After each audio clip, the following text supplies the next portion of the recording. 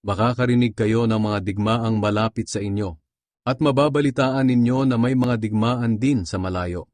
Ngunit huwag kayo matakot. Kinakailangang mangyari ang mga ito, ngunit hindi pa ito ang katapusan. Sapagkat magdidigmaan ang mga bansa at ang mga kaharian. Magkakaroon ng tagutom at paglindol sa iba't ibang lugar. Ang lahat ng ito'y pasimula pa lang ng mga paghihirap na darating. Sa panahong iyon, kamumuhian kayo dahil sa pagsunod ninyo sa akin. Dadakpin kayo upang parusahan at patayin. Marami ang tatalikod sa kanilang pananampalataya. Kapopootan at ipapahuli nila ang kapwa nila mananampalataya. Lilitaw ang maraming huwad na propeta, at marami ang maililigaw nila. Lalaganap ang kasamaan at dahil dito, manlalamig ang pag-ibig ng maraming mananampalataya. Ngunit ang mananatiling tapat hanggang sa wakas ay maliligtas.